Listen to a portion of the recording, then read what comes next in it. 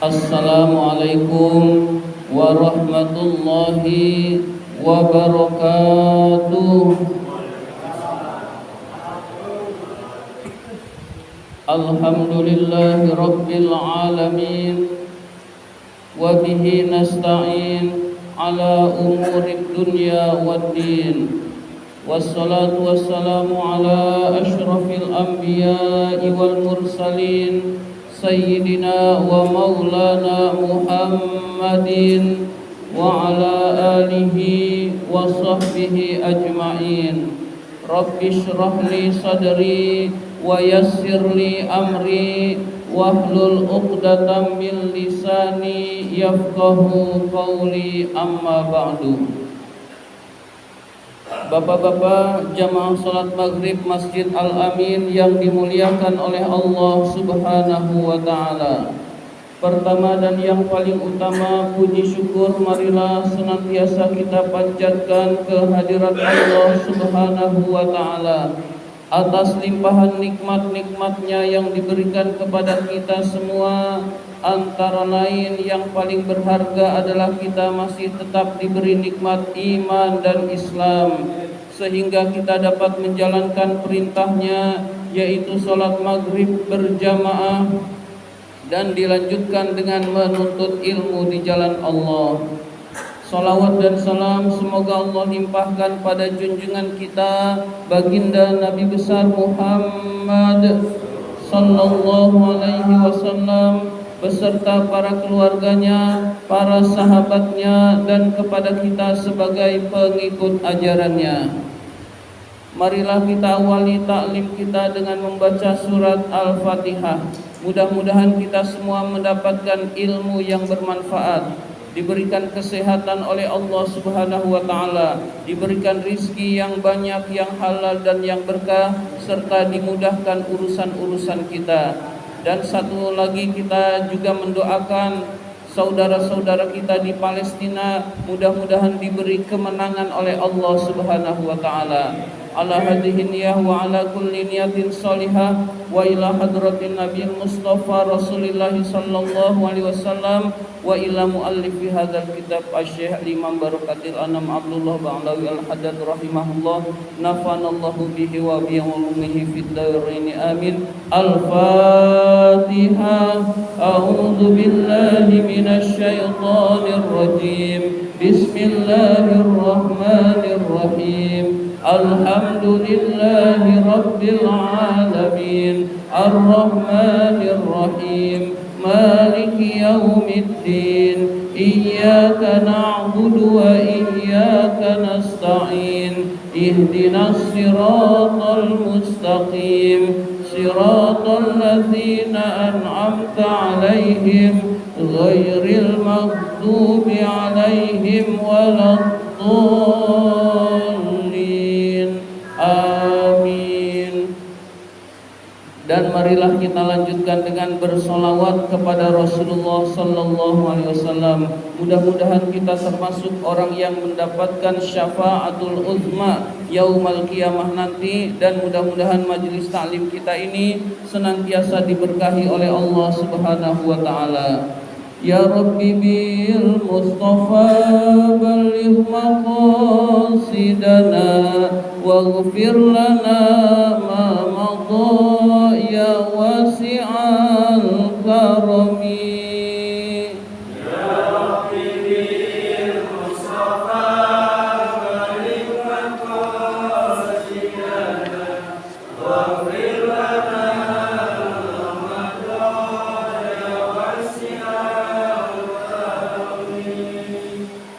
Muhammadun sayyidul kaunaini wa thaqalaini wal fariqaini min urbin wa min ajami.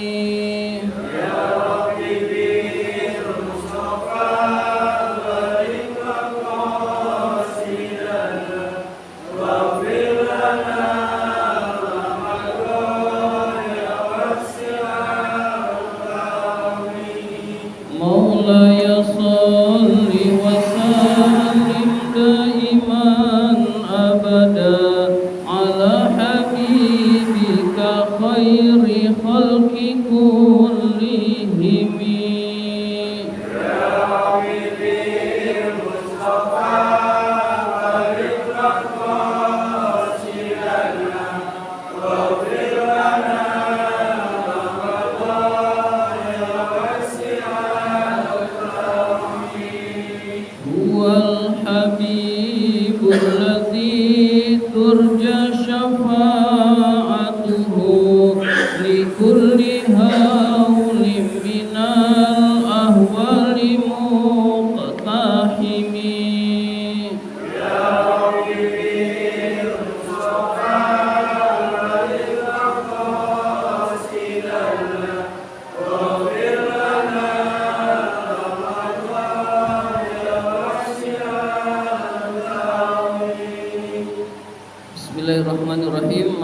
kita lanjutkan taklim kita, pembahasan kitab An-Nasaihud Diniyah. Sekarang halaman 118. Halaman 118. Yang atas. Bismillahirrahmanirrahim. Fadlu shadaqatit tatawwu'i. Keutamaan sedekah sunnah. Jadi kalau zakat itu hukumnya wajib. Kalau sedekah sunnah itu ada sedekah, ada infak. Jadi ada sedekah, ada infak, dua-duanya itu disunnahkan oleh Allah Subhanahu wa taala. Keutamaan sedekah sunnah. Wa amma shadaqatut tatawwu'i wal infaqi. Adapun sedekah sunnah dan berinfak di jalan Allah fi wujuhil birri wal khairi, di dalam arah kebajikan dan kebaikan. Jadi sedekah itu harus yang bernilai baik di sisi Allah Subhanahu wa taala. Misalkan kita sedekah kepada fakir miskin, itu diperintahkan oleh Allah bernilai sedekah atau bernilai infak. Kita keluarkan harta kita untuk pembangunan mushola, untuk pembangunan masjid, itu bernilai sedekah atau infak di sisi Allah Subhanahu wa taala. Kita memberi pengemis, lalu memberi pengemis itu diperintahkan oleh Allah membantu yang tidak mampu, maka itu termasuk sedekah atau infak, hadirin sekalian. Ada teman kita minta duitnya buat minum minuman keras, maka tidak boleh kita kasih, hadirin sekalian. Kalau tujuannya kita sudah tahu teman pengen mabuk minta duit ke kita, nah kalau kita ngasih kita ikut berdosa, hadirin sekalian, tidak bernilai sedekah. Teman minta buat makan sehari-hari, nah itu bernilai sedekah, hadirin sekalian. Tapi kalau kita nggak tahu, ya kita husnuzon. Husnuzon itu baik sangka, hadirin sekalian. Tapi kalau udah ketahuan, misalkan tukang mabok, kemudian dia minta duit dan kita yakin buat mabok, maka memberinya itu haram, hadirin sekalian. Nah itu kurang lebih gambarannya seperti itu, hadirin sekalian. Infak dan sedekah itu harus untuk kebaikan. Untuk kerja bakti boleh, untuk membangun prasarana umum kita sedekah atau infak juga boleh, hadirin sekalian. Tidak harus urusan agama, tetapi untuk yang ada kebaikannya, kemaslahatannya bagi manusia maupun kaum muslimin, itu hukumnya sedekah atau infak, hadirin sekalian. Ibtigha'a mardhatillahi, mengharapkan keridhaan Allah Subhanahu wa taala. Jadi zakat, sedekah, infak seluruhnya harus mengharapkan keridhaan Allah Subhanahu wa taala. Orang yang berinfak tidak karena mengharapkan keridhaan Allah, maka tidak bernilai di sisi Allah Subhanahu wa taala, hadirin sekalian.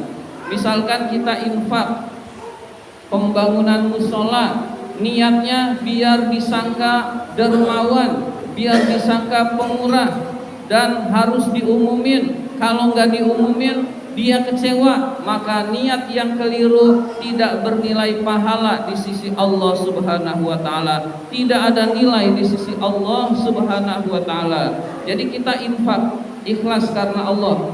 Mau diumumin, mau nggak diumumin, kita tetap ikhlas, maka insya Allah kita mendapatkan pahala dari Allah Subhanahu wa taala. Bagaimana dengan hukumnya ngumumin? Itu bagus, hadirin sekalian, untuk mendorong agar orang lain berinfak. Nah itu hukumnya ngumumin, bagus nggak? Bagus, hadirin sekalian. Dan juga untuk transparansi. Oh benar, infak saya sudah sampai ke musola. Oh benar, infak saya sudah sampai ke masjid. Dan itu adalah hal yang bagus, hadirin sekalian. Jadi masalahnya adalah urusan niat kita. Niat kita keliru, nggak diumumin kecewa, nah itu tandanya nggak ikhlas, hadirin sekalian. Tandanya nggak ikhlas, maka tidak mendapatkan pahala dari Allah Subhanahu wa taala. Jadi kita mau diumumin mau enggak, mau dipuji atau enggak, mau dinilai baik atau tidak oleh orang lain, kita tetap berinfak dengan ikhlas, hanya mengharapkan keridhaan Allah Subhanahu wa taala. Jadi yang kita infakkan, niatkan karena Allah, sudah selesai hadirin sekalian. Maka itulah yang bernilai di sisi Allah Subhanahu wa taala.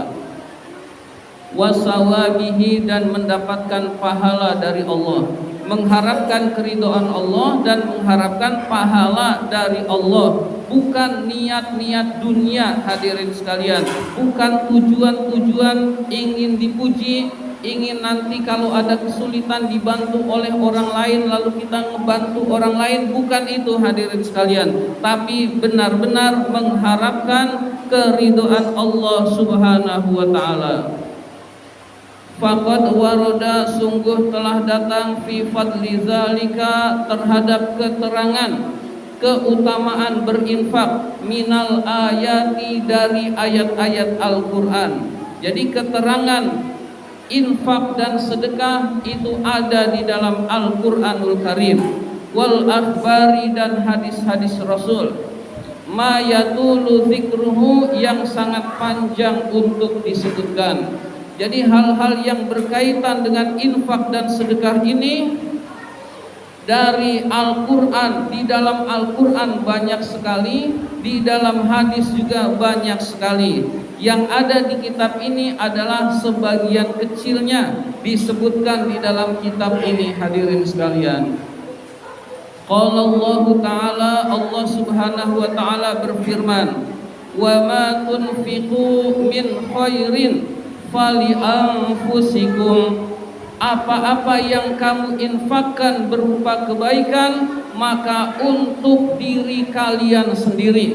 Nah, ini jaminan dari Allah Subhanahu wa taala.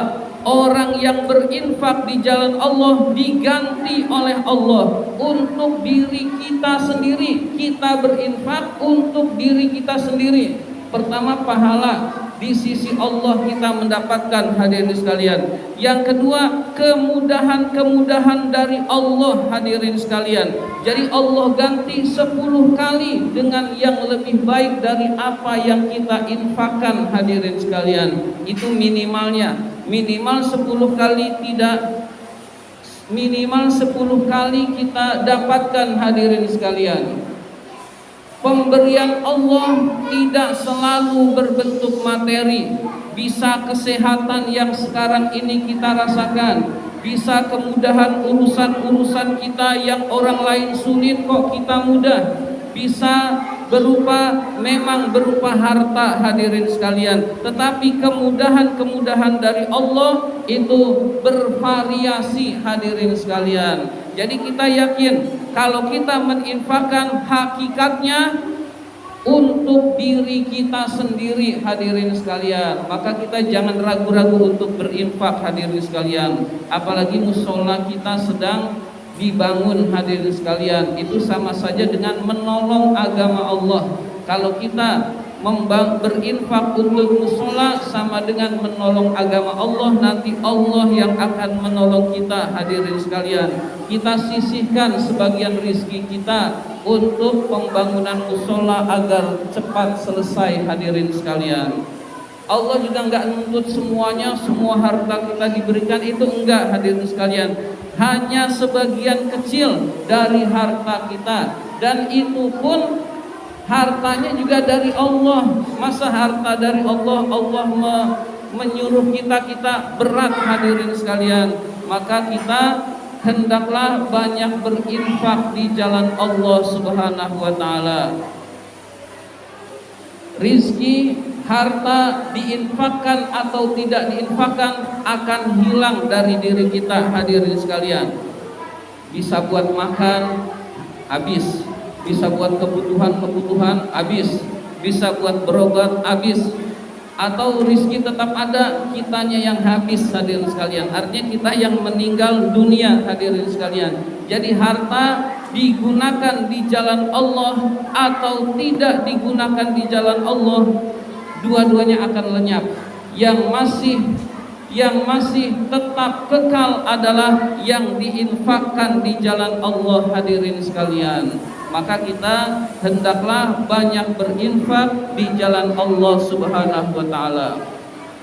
Wa ma tunfiqu, tidaklah kalian menginfakkan illa batigha wajhihi, melainkan mengharapkan keridhaan Allah.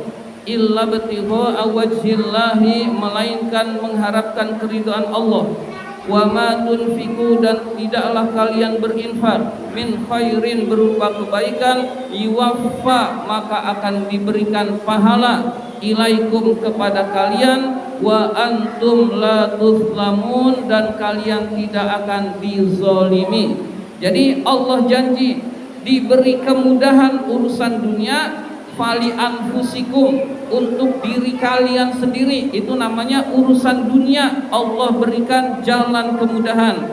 Lalu Allah lanjutkan ayat Al-Qur'annya, yuwaffa ilaikum, Allah berikan pahala untuk kalian di akhirat nanti, wa antum la tuzlamun, kalian tidak akan dizolimi. Jadi Allah tidak akan zolim hadirin sekalian. Ada orang baik masuk neraka, nah itu Allah tidak zalim hadirin sekalian. Orang baik masuk ke dalam surganya Allah Subhanahu wa taala.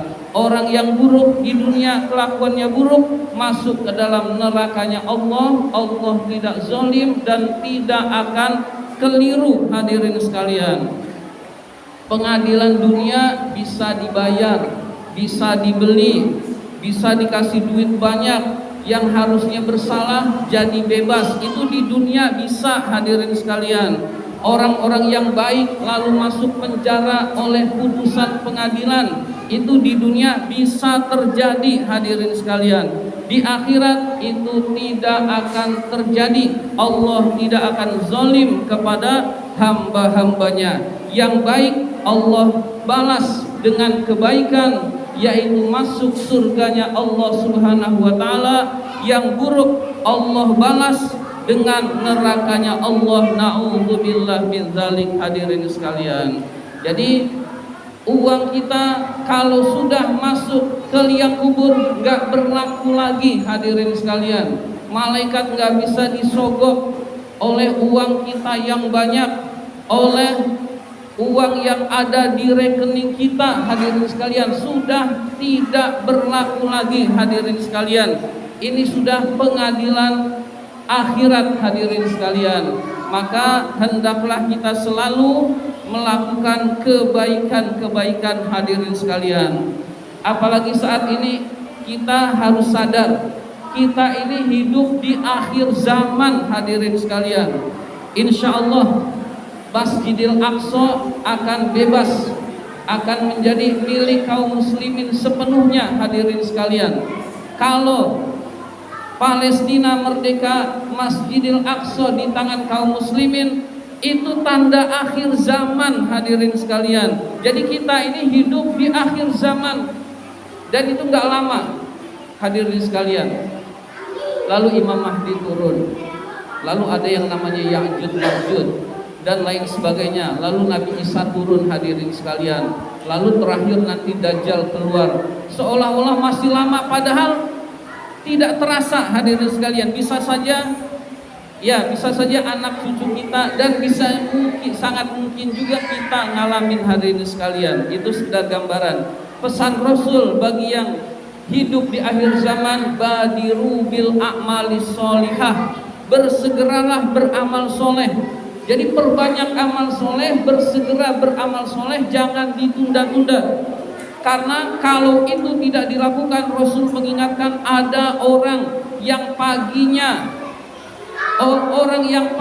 beriman, sorenya sudah kafir. Ada orang yang sorenya beriman, paginya sudah kafir. Itulah kondisi di akhir zaman hadirin sekalian. Pagi masih beriman kepada Allah, sorenya udah kafir, murtad kepada Allah, naudzubillah. Ada yang sorenya beriman, paginya kafir. Itu orang yang tidak melaksanakan perintah Allah, bersegera beramal soleh hadirin sekalian. Jadi kunci keselamatan di akhir zaman, badiru bil a'malis soleh, bersegeralah beramal soleh. amal soleh yang bisa kita lakukan hari ini apa? Lakukan tiap hari, melakukan amal soleh itu insya Allah kita termasuk orang-orang yang selamat. Hadirin sekalian, di antaranya ada rezeki infak, jangan sayang sama uang. Hadirin sekalian,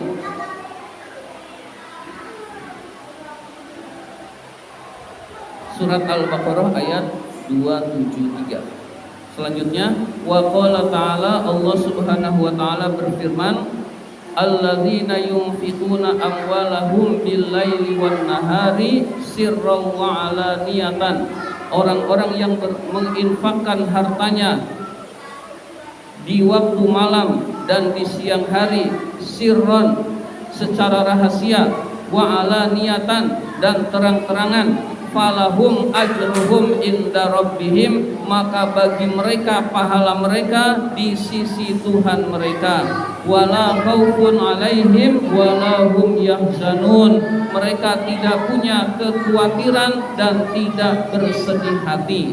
Jadi Allah menegaskan, hendaklah kita menginfakkan sebagian rezeki kita di jalan Allah, baik siang maupun malam hari. Punya duitnya malam, sedekah aja malam. Hadirin sekalian, gak usah nunggu ntar siang, akhirnya lupa, gak jadi sedekah. Hadirin sekalian, punya duit siang, sedekah siang, gak usah nunggu malam. Hadirin sekalian, jadi kalau amal soleh ditunda-tunda, anak-anak gak boleh berisik.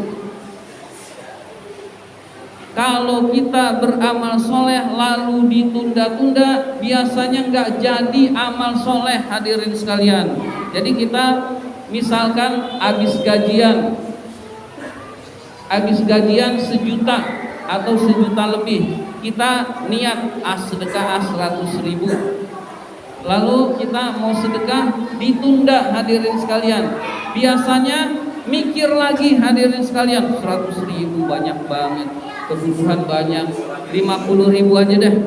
Akhirnya kita sedekahnya 50.000, yang tadinya pengen 100.000, lalu 50.000 belum juga dikerjain, masih ditunda-tunda. Setan masuk lagi ke dalam hati kita, pikiran kita, wah 50.000 banyak, masih banyak juga, udah 10.000 lagi, 10.000 aja. Akhirnya kita infaknya sedikit. Hadirin sekalian, atau tidak jadi berinfak sama sekali lantaran kita menunda-nunda amal soleh. Hadirin sekalian, jadi kalau kita punya niat amal soleh, langsung laksanakan, langsung kita eksekusi, kita laksanakan, insya Allah kita akan mendapatkan keridhaan Allah Subhanahu wa ta'ala. Sirran wa alaniyah, berinfak itu terang-terangan bagus, sembunyi-sembunyi bagus. Hadirin sekalian, yang gak bagus adalah yang gak sedekah, yang gak infak. Hadirin sekalian, sembunyi-sembunyi ingin agar yang tahu cuma Allah, keikhlasannya akan terjaga.